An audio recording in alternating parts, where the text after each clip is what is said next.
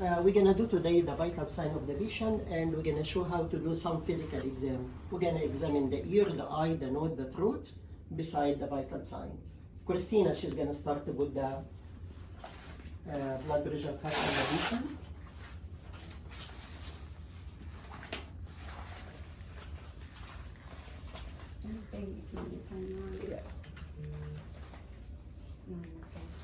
In the other arm, you have to put the pulse oximetry. We do that at the same time. Yes. The pulse oximetry, but remember guys, if you put the blood pressure here, the pulse oximetry here, it cannot be in the same arm together at the same time. We start the machine. Remember 3 things. Number 1, the arm of the patient should be straight. Number 2, the back of the patient should be supported. And the number 3, the legs is not crossed.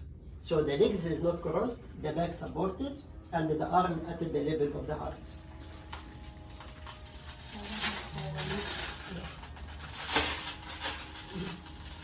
You have tiny arms.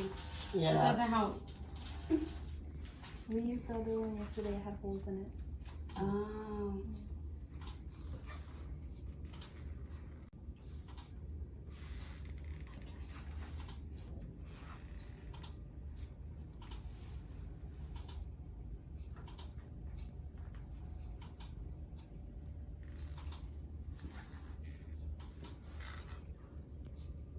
$65. 99 is the oxygen saturation inside here. That how much oxygen inside. Everybody know that is the normal between 95 and 99. So she have a perfect oxygen inside that. At the same time, we got the patient pulse.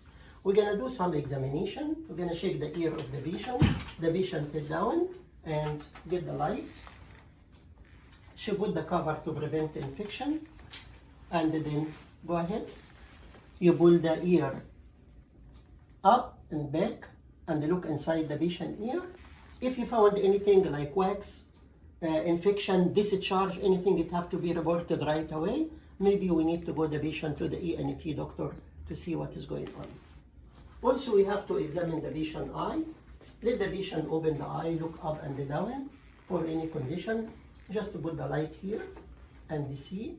Look up, look down, look right, left. So you can see there's no congestion in that. And also we have to check the thyroid gland here. You palpate the thyroid gland from the beginning to the end. Any small lump, any small thing, it have to be reported to the physician right away. And after that, put the stethoscope